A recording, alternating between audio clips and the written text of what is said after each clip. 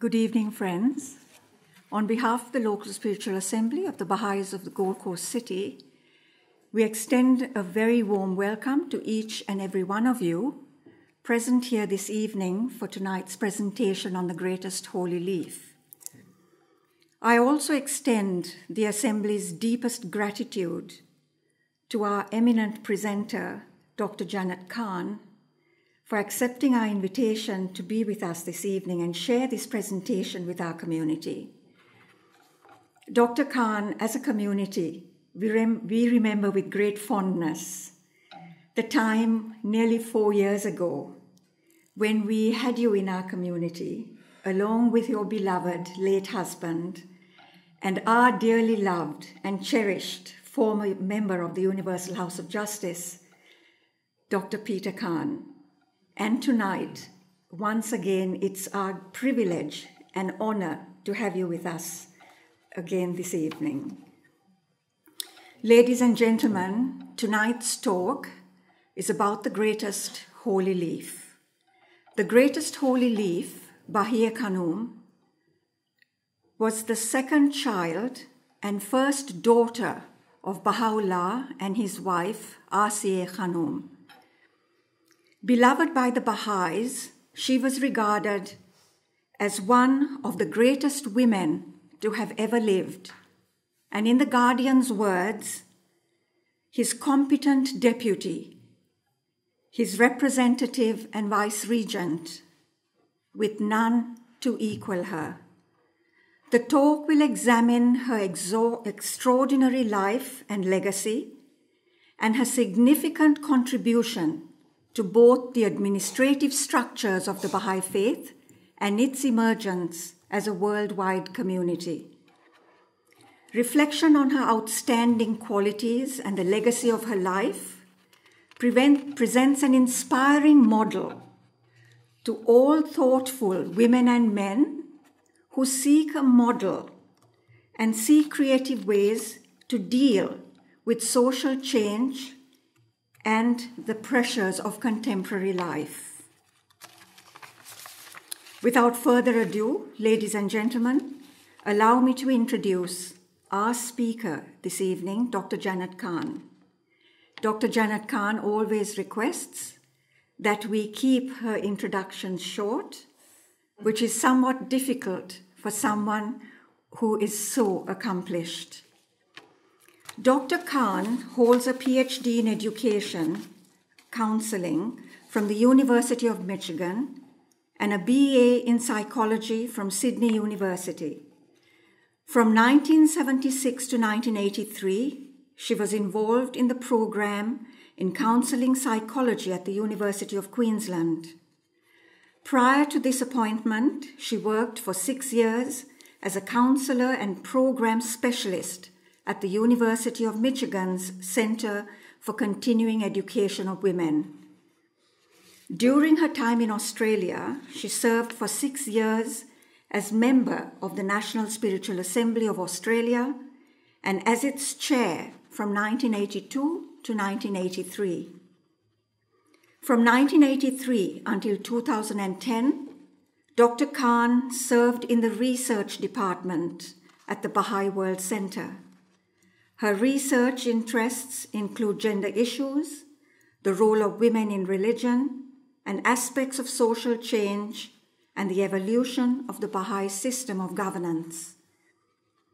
Dr. Khan has many publications to her credit, and these include The Prophet's Daughter, The Life and Legacy of Bahiyyih Khanum, Outstanding Heroine of the Baha'i Faith, published in 2005.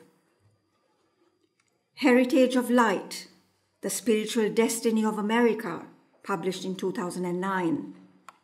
And The Advancement of Women, A Baha'i Perspective, which was co-authored with her late husband, Peter J. Khan, in 2003. Ladies and gentlemen, please join me in welcoming our presenter for tonight, one who has been serving the faith and the greater community with distinction as an educator, a researcher, an author, and an all-round exemplary woman. Ladies and gentlemen, Dr. Janat Khan.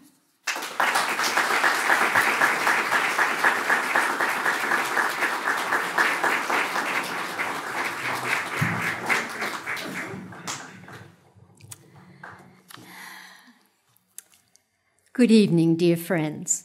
It's a great pleasure to be back at in the Gold Coast.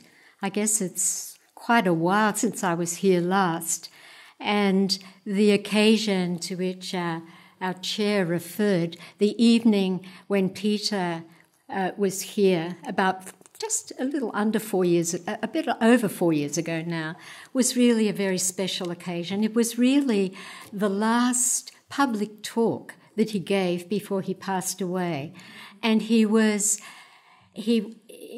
talking about the 5-year plan with such energy and such intelligence that he kind of carried us all forward and made us really aware of the processes and the activities that we've all been now engaged in for the last 4 years in the implementation of that plan. And so my subject tonight is quite different, but I hope it will contribute to the energy that will enable us to finish this 5-year plan with great victory and great vigour. Tonight, as the chair said, I want to reflect on aspects of the life of Bahiyyih Khanum, the daughter of the manifestation of God, Baha'u'llah, and his wife, Bahiyyih Khanum, who we also know as Nawab.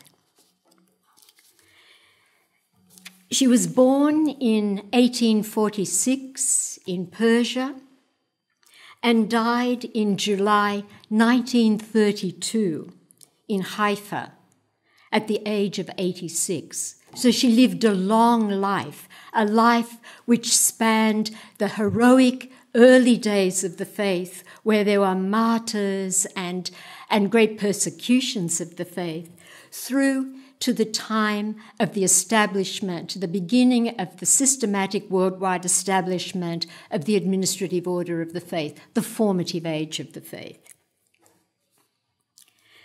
She was given the title, the greatest holy leaf, by her father. And it's interesting that he gave her this title after the death of her mother.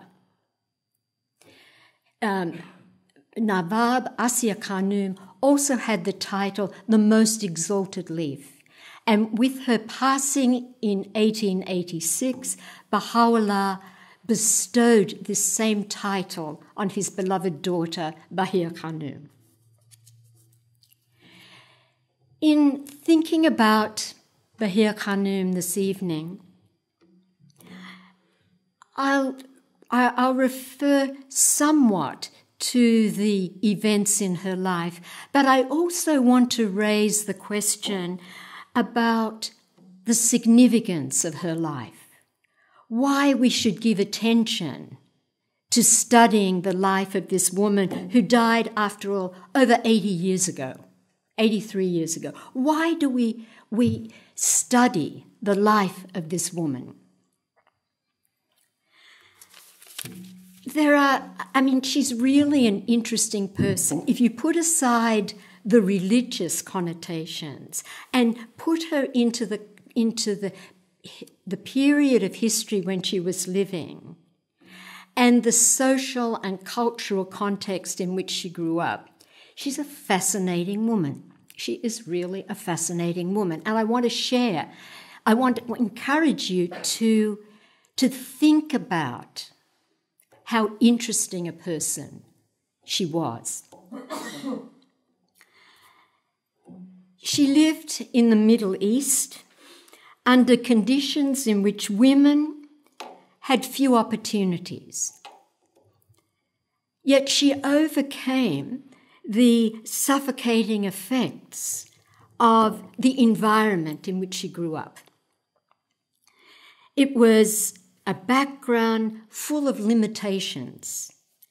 It was a culture that was notorious for its blind fanaticism, its narrow outlook, and its uncompromising refusal to accommodate to the forces of modernity. So it was a very conservative, backward culture. And yet she was able to rise above this. This is really interesting. It's hard to rise above one's culture. Her life was one of imprisonment and captivity. And this lasted for 56 years of her life. It started when she was about 6 and ended when she was 62. And yet, she demonstrated the qualities of a liberated person. She wasn't a victim. But she, despite these challenges, despite the imprisonment, the house arrest and whatever, she was a liberated person. She was a modern person. She's also, I think, very interesting because she played a unique role as the designated head of an independent world religion, the Baha'i Faith. And she did this, it was a brief period of time, but it was at a critical point in the history of the faith. Beyond all of that, her father, Baha'u'llah, elevated her to a station and a rank that was quite unique. Let me just read to you how Baha'u'llah refers to her.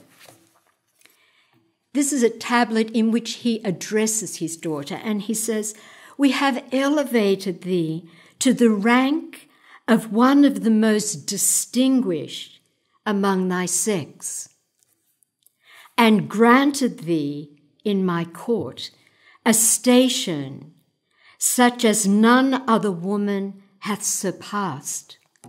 So she was unique. She was outstanding.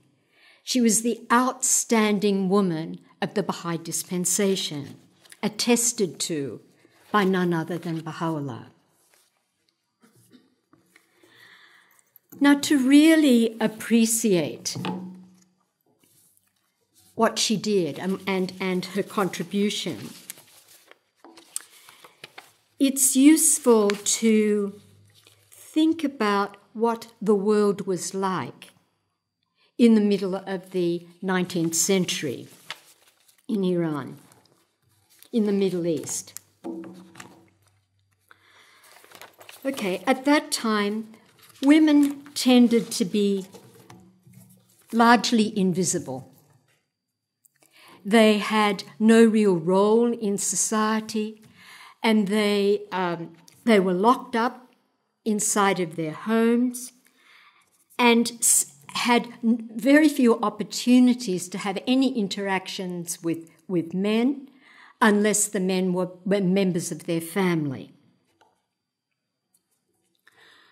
There are reports of individuals, mostly Westerners, who visited Iran, visited Persia in those years, and they commented on the situation of women.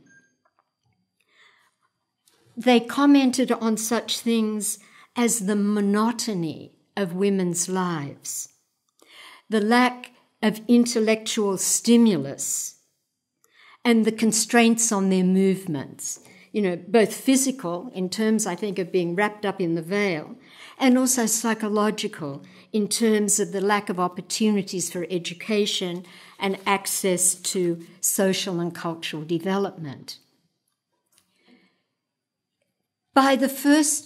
In the first 2 decades of the 20th century, in the early 1920s, there are reports to the effect that about 3% of women in Persia, only 3%, were able to read and write.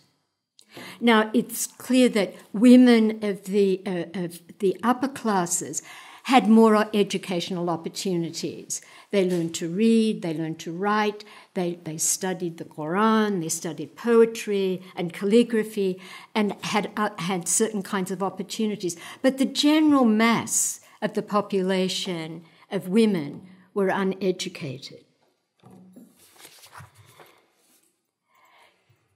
One of the challenges of describing the lives of individual women at that time is really the lack of historical sources.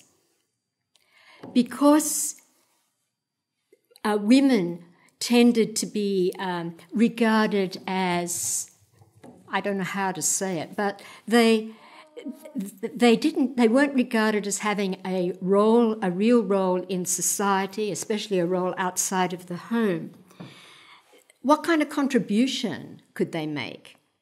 So the tendency was to discount any contribution that women could make.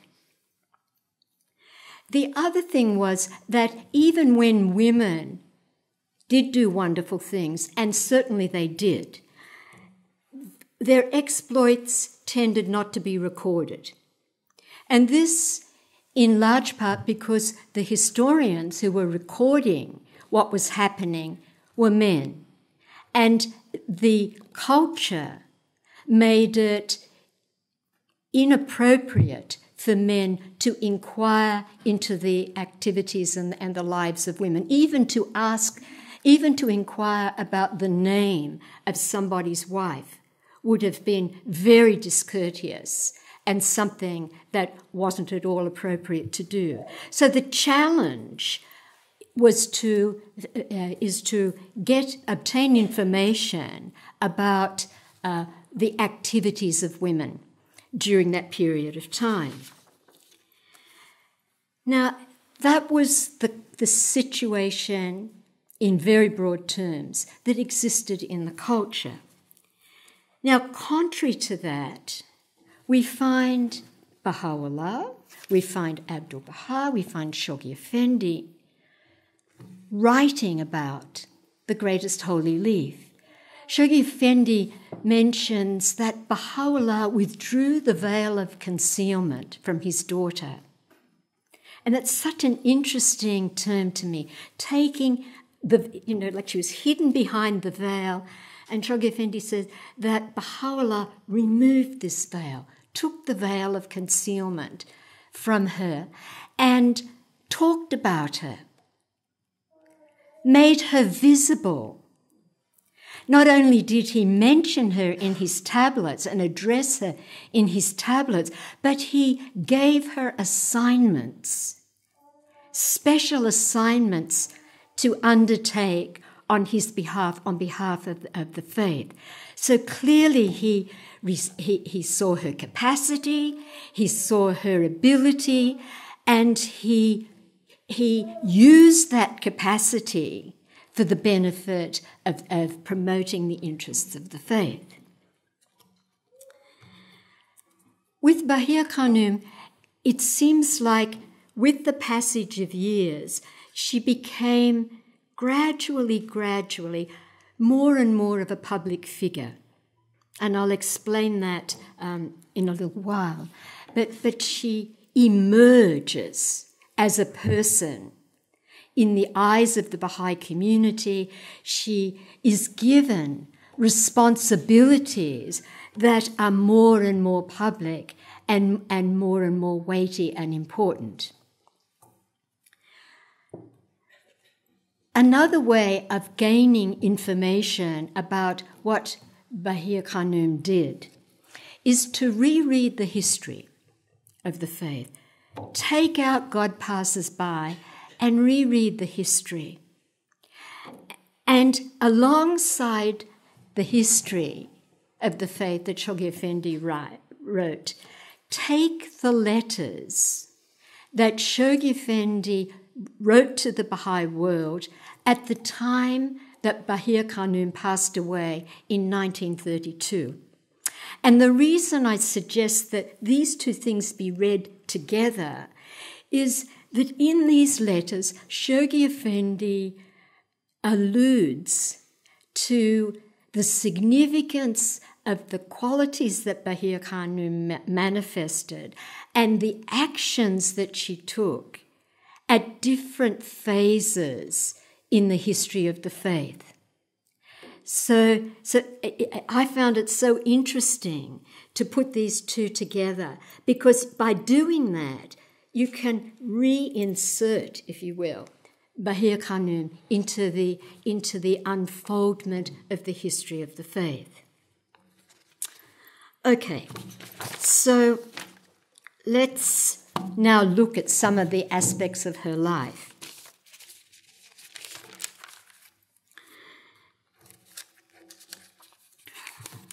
If we think about the unfoldment of her life, we don't know very much about the early years, her childhood. We have glimpses of what was happening when Baha'u'llah was imprisoned in the Sea of Chal. These glimpses come to us both from God Passes By and also from The Chosen Highway, where Lady Blomfield interviewed, if you will, Bahiyyih Khanum and talked to her about the early days, her recollections of the early days of the faith. So we know from her childhood that she shared in the sufferings of Baha'u'llah from the earliest days. And it also seems that she had a good understanding of the station of Baha'u'llah.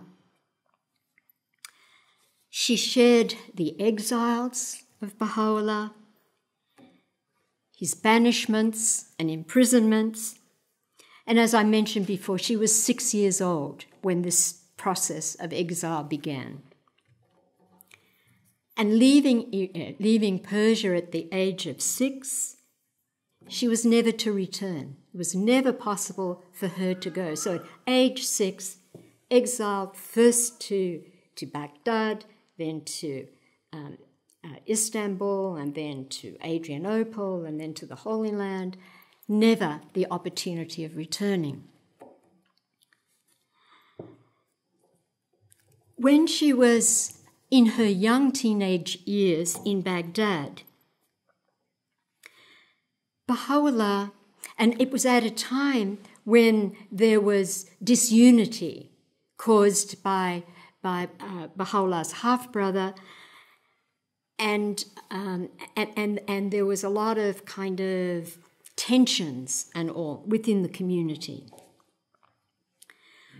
Baha'u'llah at this time sent her, he entrusted is the word that Shoghi Effendi uses, he entrusted her with delicate missions.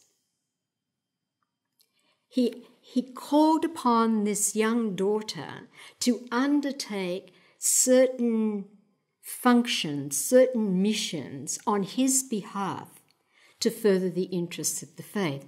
Now, okay, everybody says, what were they? We don't know. We don't have a record. We don't have a record. We can speculate, but we don't know for sure. What we do know is how Shoghi Effendi described these missions. Okay, let me just find this page. Yeah, here we go.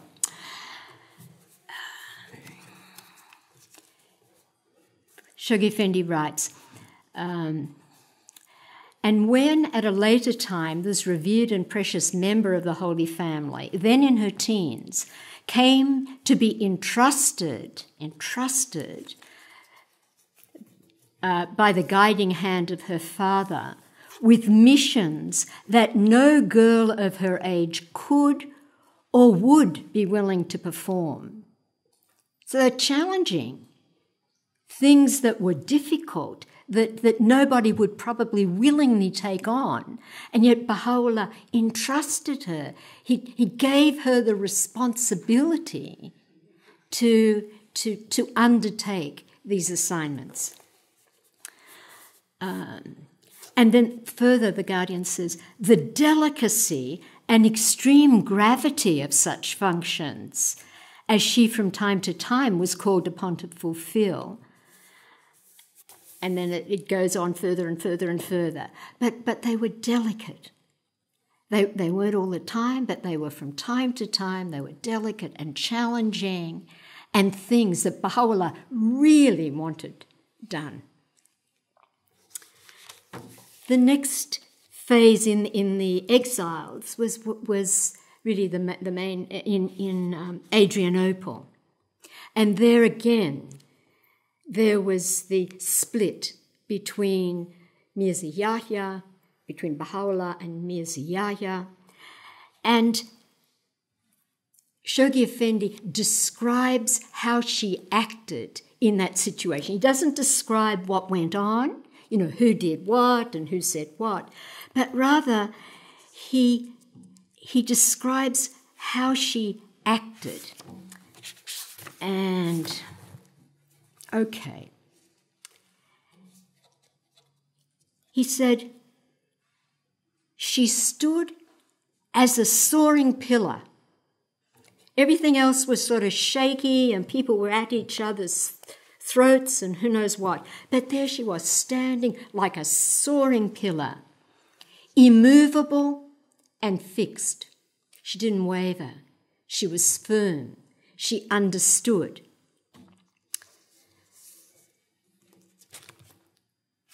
And he describes some of her actions. He says, in captivating hearts and winning over souls, in destroying doubts and misgivings, she led the field. So her personal qualities, the ability to understand, the ability to communicate, the ability to increase somebody's understanding and knowledge of the covenant, the straight path, the way forward.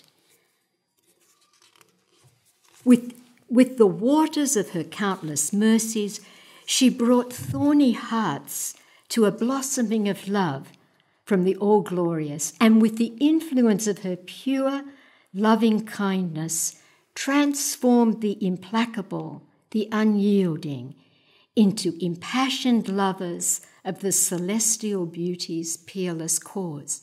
Okay, it's beautiful poetic language, but if you think about what's being communicated by that elevated, flowery language, you see the actions of this very grounded, intelligent, loving, well-informed woman who was able to be a force for unity and helping people to really understand the true nature of the teachings of the cause.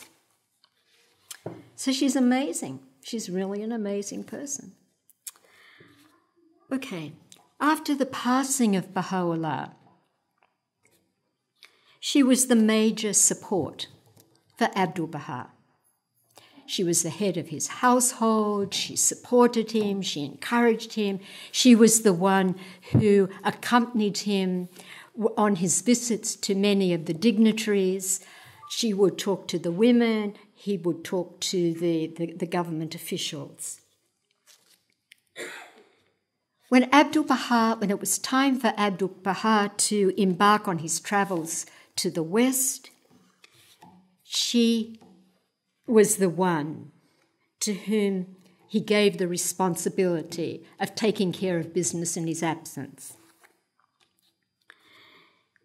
She, as in the introduction, the chair mentioned that she was described as Abdu'l-Bahá's competent deputy, representative, and vicegerent during his travels in the West. So she wasn't just a figurehead.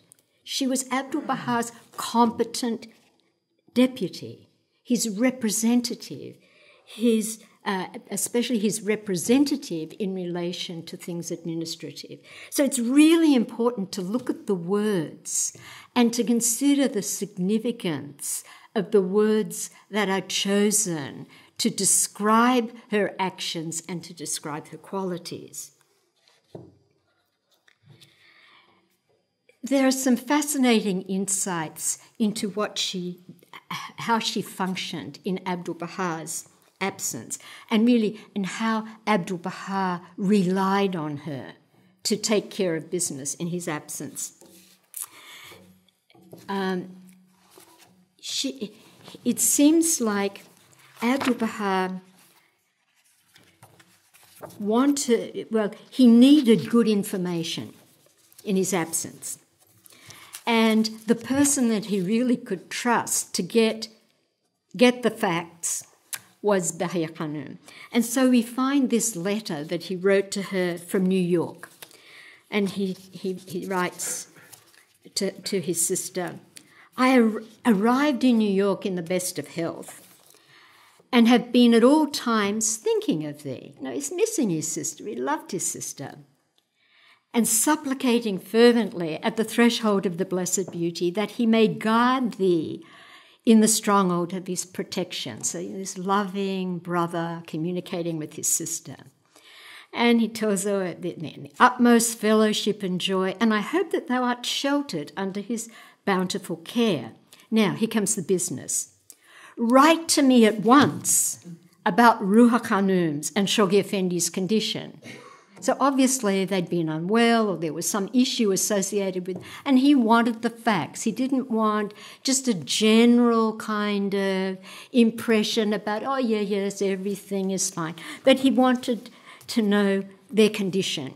"Informing me fully," he says, "and hiding nothing. This is the best way." So he wanted the facts. He relied upon her to give him the kind of information that was needed. There's another sweet letter that he wrote also on his travels in the West, and he'd been very moved by the response to his talks and his travels, and he wanted to express gratitude to God for the wonders, all these wonderful things that were happening. And so it's clear that he thought the best way to do this would be to engage his sister, to go on his behalf to the shrines and to pray there, a prayer of gratitude for these victories that were coming to the faith. He not only asked her to do it, but he gave her the prayer. He wrote the words that he wanted her to say when she entered the shrine. And it's very sweet. I won't read it to you, but I'll just tantalize you with it. But it says something about the nature of the relationship between, it was not only brother and sister, but there was an administrative component. Abdu'l-Bahá was asking Bahiyyih Khanum to undertake certain administrative and other kinds of functions on his behalf in service to the faith. Okay. The period of time where she makes an enormous contribution to the faith is after the passing of Abdu'l-Bahá. And I know some of you have been working on Book 8, Ruhi Book 8, and so you're probably familiar with some of the things that Bahiyyih Khanum had the bounty of doing at that period of time. But I just want to highlight a few of these.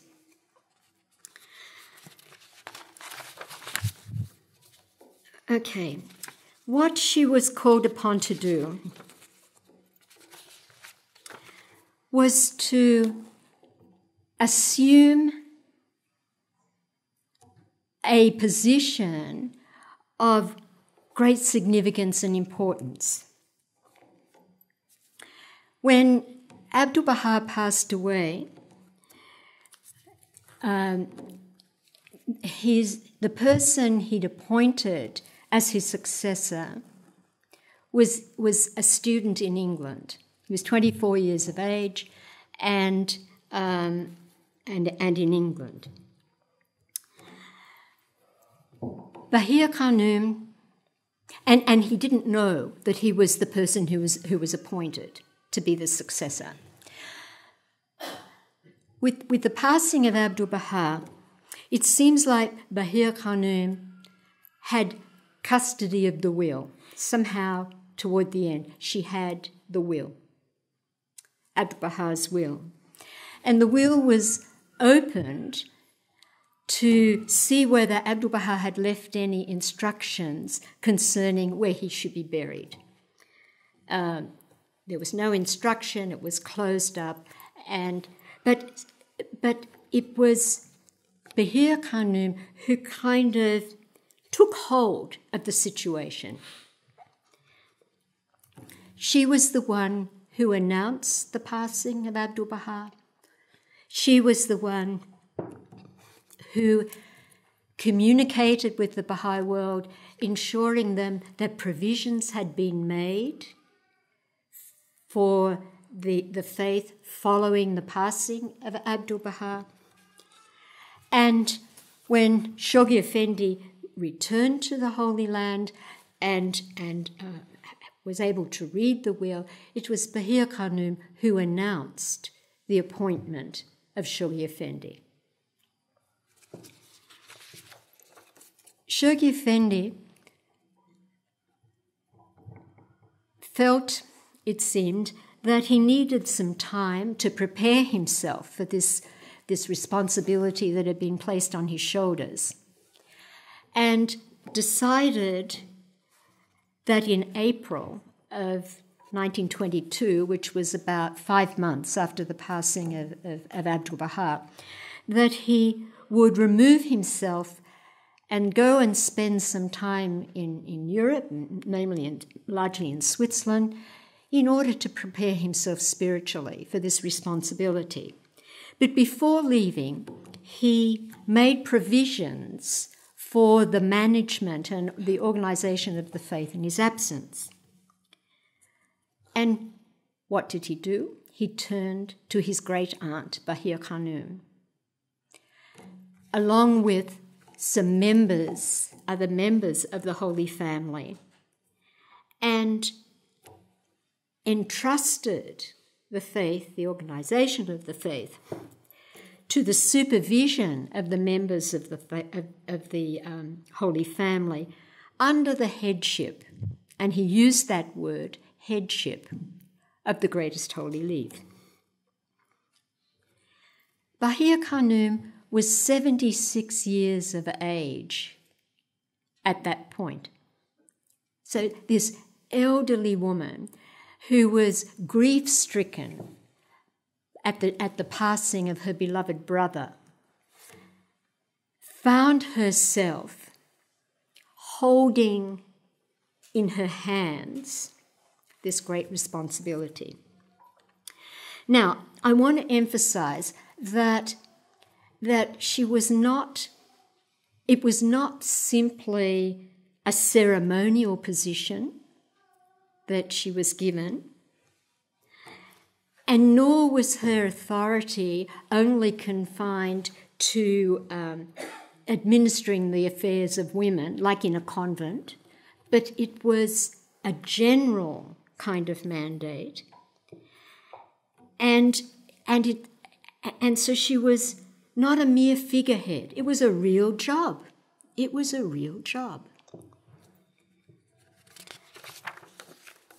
Now, to show you how real this job was, before Shoghi Effendi left the Holy Land, he wrote to the representatives of the government in Palestine, explaining to them what provisions he'd made for the administration of the faith in his absence. And so he writes to the administrators, "As I'm compelled to leave Haifa for reasons of health, I have named as my representative during my absence the sister of Abdu'l-Bahá, Bahiyyih Khanum." So he names her. He puts her out there in the public. See, it's becoming more and more public. The letter goes on to explain to the authorities, the government authorities, that Shoghi Effendi had appointed a committee to assist her to conduct the affairs of the Baha'i movement in this country and elsewhere. So it wasn't just in Haifa, the little area around Haifa, maybe Akka as well, but there and elsewhere. So it was a broad mandate. And what I think is even more fascinating is that Shoghi Effendi made it clear that the committee chairman's authority to act was dependent on the written endorsement of Bahiyyih Khanum. So she had to sign off on letters that went out and approve any decisions, that the committee may have made. So it was a very significant responsibility that she was given. I think it's really unique in the history of religion that a woman be given the responsibility to, if you will, lead a religion, an independent world religion, for a period of time. Now, yes, it was for an interim period, and the responsibility was extended to the period of extended absences of Shoghi Effendi from the Holy Land between the years 1922 and 1924. But it's interesting to note also that the first of these absences that began in 1922 lasted for about 8 months. And that's a long period of time. In the years after that, 23 and 24, the absences were not so long, but the responsibilities were the same. Now, what did she do? What was the functions that were performed during the absences of the guardian? Again, as in the absences of Abdu'l-Bahá, she was, I think, like the designated point of authority. She was the person that the Baha'i world wrote to in the Holy Land for information or for guidance or whatever. She was really the main channel of communication. She was the source of reliable information and guidance to the Baha'i community. She was the one who said, that Shoghi Effendi has now left. We're expecting him back, such and such. So she kept the Baha'i world informed about what was happening. So you could see a community would feel secure, would feel comfortable, because they could see that things were moving forward, they knew what was happening. The other thing that you see when you look at her correspondence, and she wrote lots of letters during this period, she really began the process of educating the community about the contents of Abdu'l-Bahá's will, the will and testament. So she reminded people, yes, there's a centre to which everybody turns. The centre is Shoghi Effendi. And then she would explain the reasons and the importance of having a centre of authority. So she performed an educational function. She encouraged the communities to begin establishing spiritual assemblies, which had also been a focus of the Will and Testament. And she I think she began to train the community in administrative functioning. And if you look at her letters, they were very administrative. They were very loving, but they were clear. You knew what you had to do. They were encouraging. There was guidance. And she was like a link between the time of Abdu'l-Bahá and the period at the beginning, the very beginning of the formative age, where the assemblies, where people were having to get used to the existence of spiritual assemblies and accepting guidance from spiritual assemblies instead of from one charismatic person. So she kind of made this linkage, made this connection between one period of the faith to the other, and she kept it on a stable footing. The other thing she did was she encouraged individuals. I think she empowered individuals. They'd write to her, they were feeling really depressed because Abdu'l-Bahá had passed away, and she'd empathise with them, and she'd share her feelings, like, I know what it's like, sort of thing. But she did it in eloquent language, and she reassured them that although he was not physically present, his spirit was still in the world. We had his guidance. He'd trained us to perform many of the functions that were needed.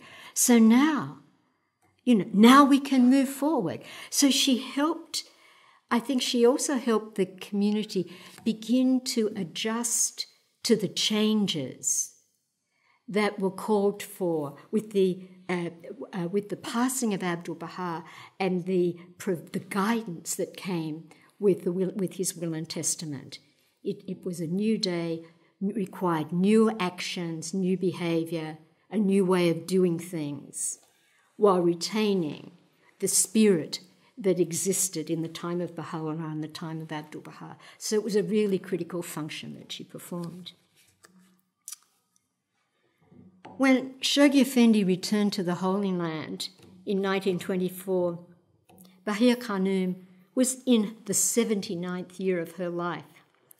She did this from the age of about 76 through to 79.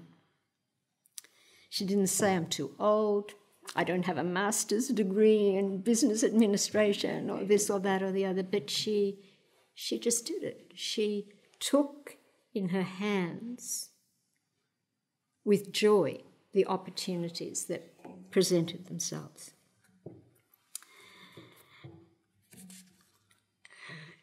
One of the things that in her very old age, she was a great support to Shoghi Effendi, really a great support to Shoghi Effendi. She encouraged him. If you read some of his letters, they're really heartbreaking. In one of them, he says that when he was feeling like it was almost too much. I mean, they're my words, they're not his words. She encouraged him. He thought about the sacrifices that she'd made. He thought about the services that she'd performed. He thought about the sufferings that she'd endured in the course of her life, and it energised him, picked him up, and on he went. She, in old age, had a very, while she was, had clear memories of the past and the early history of the faith, she also had a very deep interest in the progress of the faith. So she didn't just live in the past, but she retained to the very end of her life interest in the progress of the faith. And I'm sure some of you are familiar with the story that that is recounted by one of the last Western pilgrims who met Bahiyyih Khanum really in the last couple of months of her life. And this pilgrim was on her way to Persia to undertake some responsibilities on behalf of the Guardian. And before leaving, she had this meeting with Bahiyyih Khanum, and Bahiyyih Khanum was aware that Keith Ransom Kaler was the teacher who was on her way to Iran. And Bahiyyih Khanum was aware that she was headed for Iran. And in really her last comments to Keith Ransom Kaler was to ask her, when she was in Tehran, to pray on her behalf. So she wanted Keith Ransom Kaler to pray on her behalf, on behalf of the greatest holy leaf. And she asked her not only that, but when she was there to greet the Baha'is, the men and the women, and to convey to them all her greetings. So this was really one of the last wishes. And I think it shows her the interest to the very end of her life in the progress of the faith and in the concern for the unfoldment of the work of the cause. I want to now change pace and answer the question, what was she like? I just wish I knew firsthand. It'd be wonderful to have had the opportunity to meet her. But I'd like to share with you a number of pen portraits that were left by people who had the privilege of meeting her. Now, the ones I have three. They're fairly brief, but they were written by Western Baha'i women who mostly had the opportunity of meeting her when she was quite elderly. The first one was, I figure, she must have been about in the mid-50s, her mid-50s at the time, and that's the earliest one I have. The other two, I think, are much later. But the first one, the woman who was among the first of the group of Western Baha'i pilgrims who visited Abdu'l-Bahá around the turn of the 20th century. Yeah. Anyway, 20th century? 20th, anyway, you know what I mean. Okay. So she leaves this impression. She writes, "Her personality is indelibly imprinted upon my memory. Tall, slender, and of noble bearing. Her body gave the impression of perfect poise between energy and tranquility." Just think of it. A body poised between energy and tranquility. Between wiry endurance, she was tough, and inward composure. Again, the juxtaposition of contrasts. Imparting to the beholder a sense of security, comfort, and reliance, impossible to describe. So that was how she impacted this pilgrim. And then the pilgrim goes on to describe her face. She focuses in now and says, "Her beautiful face was the feminine counterpart of Abdu'l-Bahá's. The lines of suffering and privation softened by the patient sweetness of the mouth. The dominating brow, bespeaking intellect and will. So she had a brain, intellect and will, and she knew what she wanted. She wasn't a pushover. She couldn't walk all over. And this dominating brow, bespeaking intellect and will, was lighted by the wonderful, understanding eyes. So again, you've got this beauty.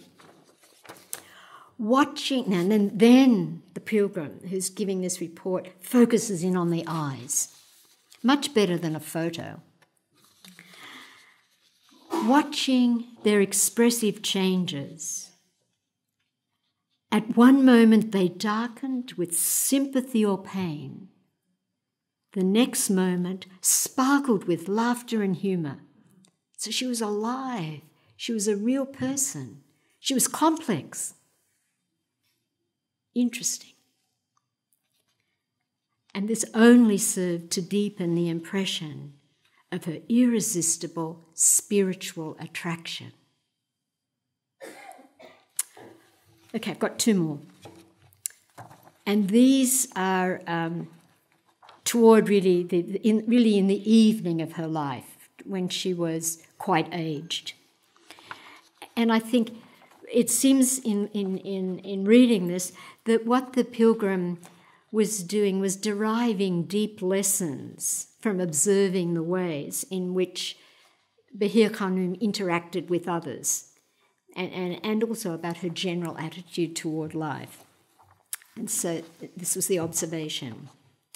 Her life could not be called martyrdom, for she didn't recognize it as such. She didn't recognize her life as martyrdom. Yes, it was hard, it was difficult, there was imprisonment, there was suffering, there was, all these things. But she wasn't a victim. And goes on. She was not shaken by the transports of rapture of the martyr, and has no urge to raise the banner, to rush to encounter, to offer up with heroic valour. So she wasn't emotional, just rushing in without thinking. Her ardour burned with a steady flame, this groundedness, this sort of deepness in the faith, this firmness in the covenant, all these sorts of things. In the face of test and danger, she neither hurried nor held back, but entered the perilous way with quiet breath. Isn't that wonderful? Really wonderful. Her courage was born of her understanding faith, and it was this faith, this understanding, that carried her serene through years of incessant labour and meticulous service, and through times of waiting empty-handed, and through the bearing of irremediable sorrow and loss. And finally, just one more. Again, drawing lessons from life. Her balance, sense of fineness and fitness, and practical judgment she displayed in creating order and grace in the household. She did ordinary things as well. I mean, she was the head of Abdu'l-Bahá's household. There are stories about her in the kitchen, being observed in the kitchen, carving up the carcass of a lamb that had just been freshly slaughtered and chopping off a bit, this will be for dinner, this will be for the distribution from the poor, we'll save this and it can be used for soup and who knows what. But she was practical. She knew how to do practical things. So she didn't live in a rarefied atmosphere, but she cooked with gas. Okay. All the elements that make for well-being, she blended in an ambience of harmony. Her strong will, so here again, her will, she had a strong will, was never used to override, and her decided opinions were never pressed upon another. Her ways were gentle. Others might break the shell with a blow. It was for her to unsheath the kernel with infinite care and skill. In her, you met with no exactions, no biddance.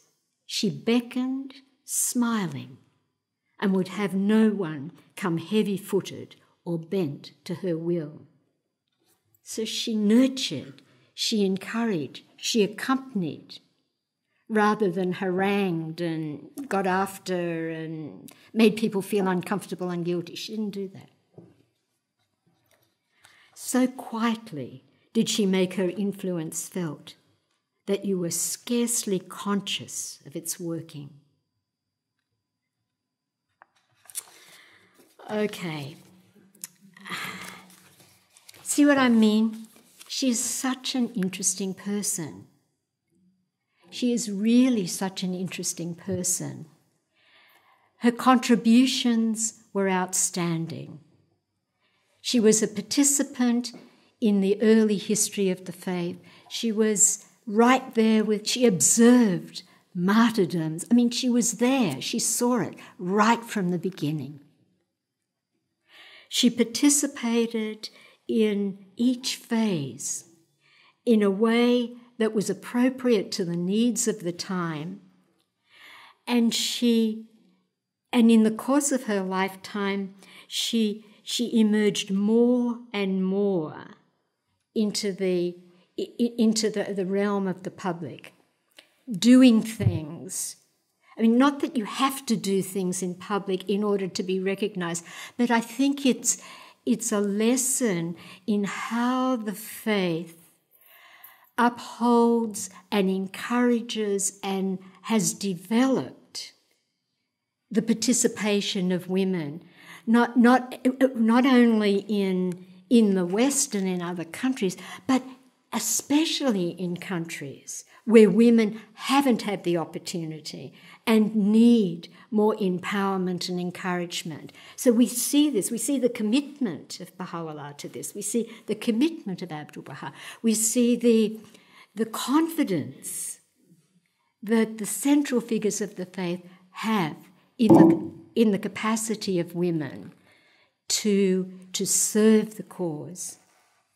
And I think the other thing, we see the encouragement and really kind of the safety nets that were provided by Baha'u'llah for his daughter, for Abdu'l-Bahá, and his sister, Shoghi Effendi, and his great aunt, in order to enable her to undertake many of the functions that she had to perform.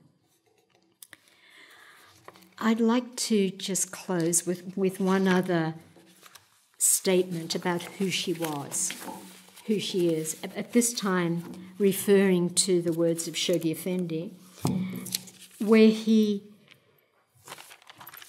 talks about her qualities and he relates it to heroism. And I'm sure you know that Shoghi Effendi described her as the outstanding heroine of the Baha'i dispensation. And so I think it's interesting to see this description that might give us new thoughts about what heroism is and what heroism can be. Okay, now let me just find the right page here.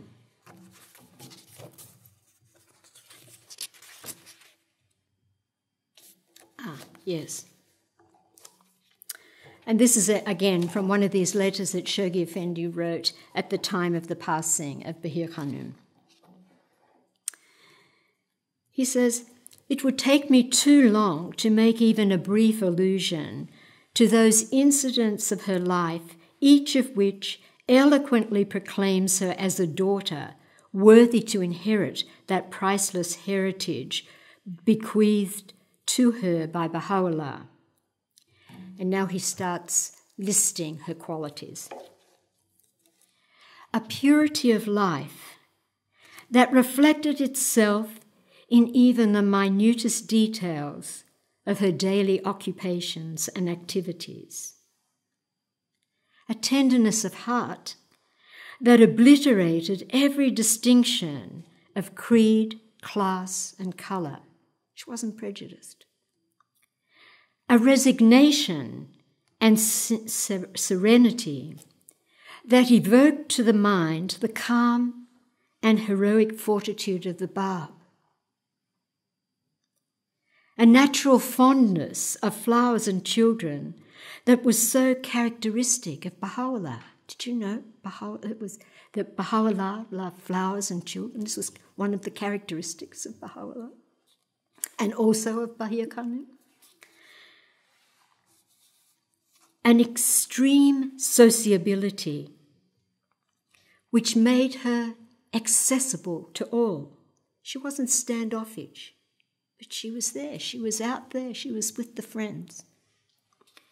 A generosity, a love at once disinterested and undiscriminating that reflected so clearly the attributes of Abdu'l-Bahá's character.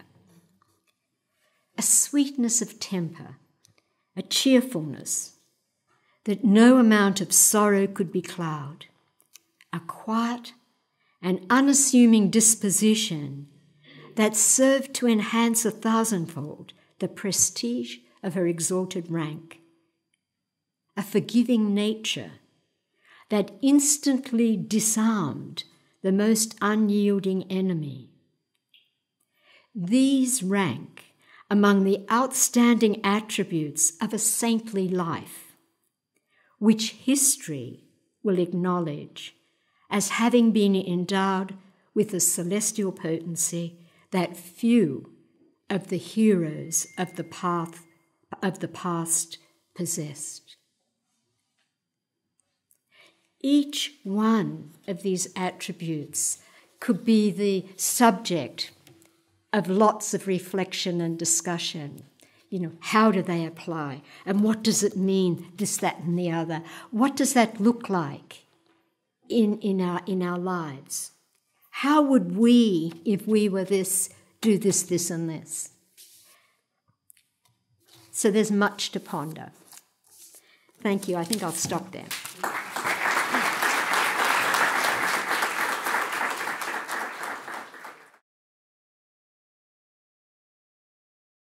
There's an allusion to that in one of Shoghi Effendi's letters. I can find it for you if I take a bit of effort, and I think this is relevant because one of the things that one way in which Shoghi Effendi refers to the greatest holy Alif, he refers to her as the archetype of the people of Baha. And an archetype in broad terms is like a model. And it's important to realise that she's not the perfect exemplar, because that's the function of Abdu'l-Bahá. But when you look closely at these letters, the letters of the Guardian, he calls attention to the example of her qualities. And I'm sort of running with your question, but I'm making another point. So we don't, she didn't marry, she didn't have the opportunity for very much education, and there are a number of things that if we thought about it, she didn't do.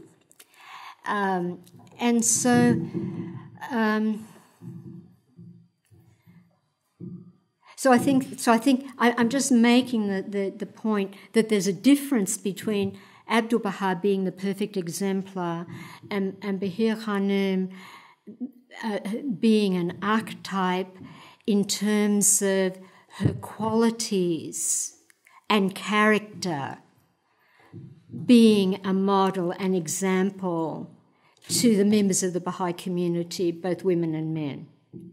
So, but I'll look for that I'll look for the reference in the letters here and see if I can find it for you.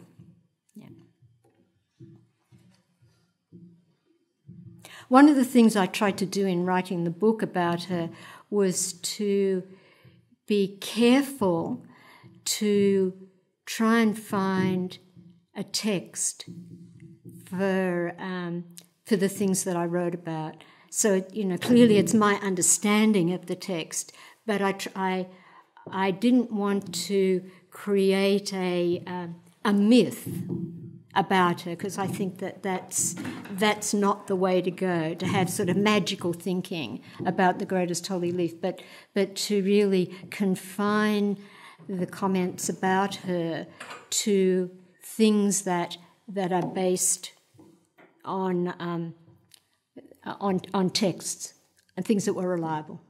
Yeah.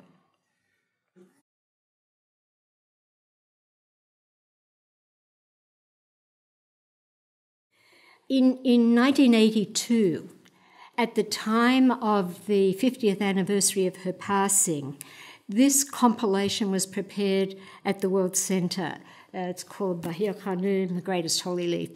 And it consists of extracts from tablets of Baha'u'llah, about her, Abdu'l-Bahá's comments about her and letters to her, and a lot of letters written by and on behalf of Shoghi Effendi. The last section of the book consists of letters of the Greatest Holy Leaf, and these the fifth section. So this whole, that much, about half of the book, and they're very interesting. They're very strategic. I mean, in some ways they remind me of the letters of the tablets of Abdu'l-Bahá, in that there's that same spirit, but some of them are also different. There was a period in the early 1920s, I don't know what year it was, maybe 23, 24, where there was a rise in persecutions again in Iran. And she wrote to the Baha'is throughout the world, the few national assemblies that there were, as well as groups in the different countries where Baha'is existed. And she gave instructions about how to handle this crisis. And there were two prongs. One was to approach the government in the country where the Baha'is were living and ask them to raise the matter with the Persian ambassador, if there was one in the particular country. And the second prong was to go directly to, can't remember what the other one was, but there were two prongs. And not only did she say, do this and do this, but she then set out what to put in the letters. Tell them this, tell them that. And they are just fascinating to read, because it's so much like a lot of the strategies that have been used in external affair work in more recent times for the defence of the Baha'is in Iran. And so, and some of the letters were, the ideas, the points to be made were very straightforward. Like, tell them this, say to them this, tell them that we uphold government, that we're obedient to government. And so you can learn a lot about her approach, her strategies, the way she thought. She was an interesting thinker. I think it's probably out of print, but it's accessible. You can get the content through Baha'i books. Yeah.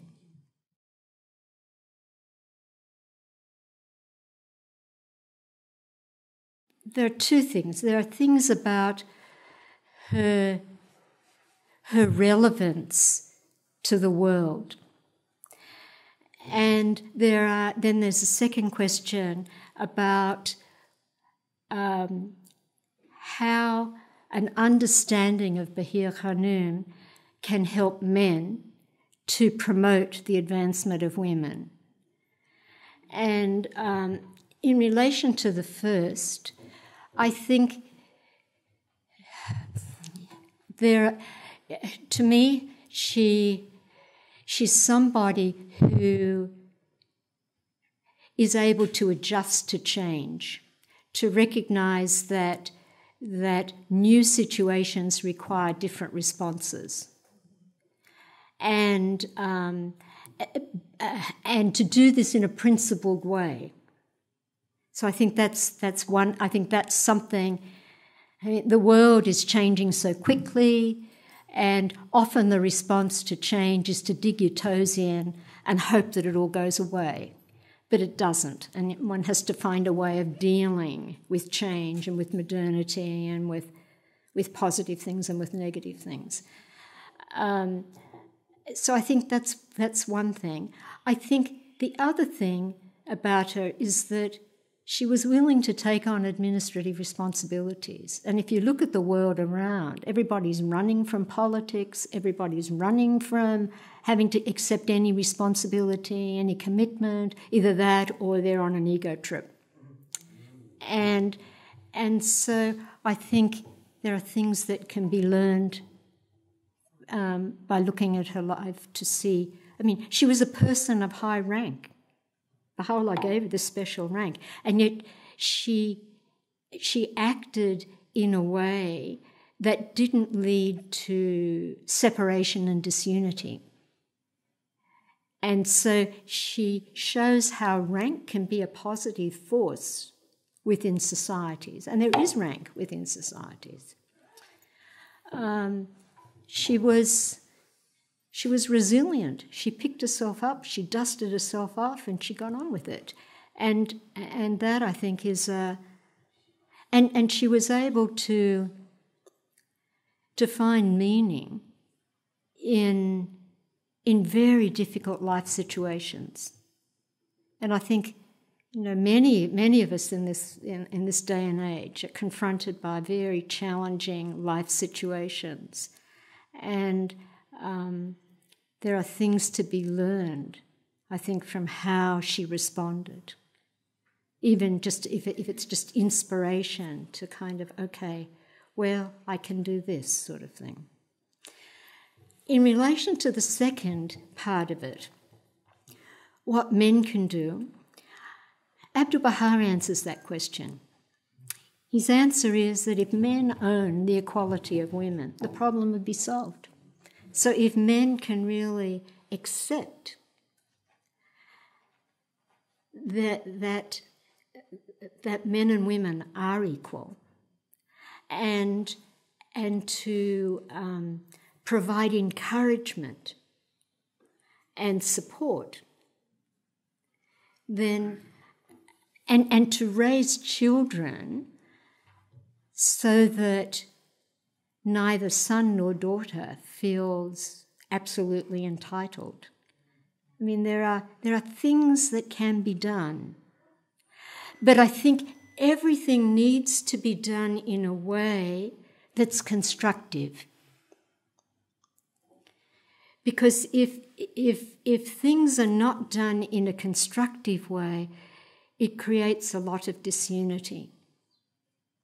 And I think it slows down progress. But I think the work in the Baha'i community, with the study circles, with serving together in different capacities, we have a chance to encourage each other, to accompany each other, and to engage in processes that are very constructive. Now, in terms of how you communicate that in discourse, then I think you have to know the context, you have to know the culture, you have to be wise to choose what to emphasize, what not to emphasize. You can't do it all at once, so it'll be a process. Thank you.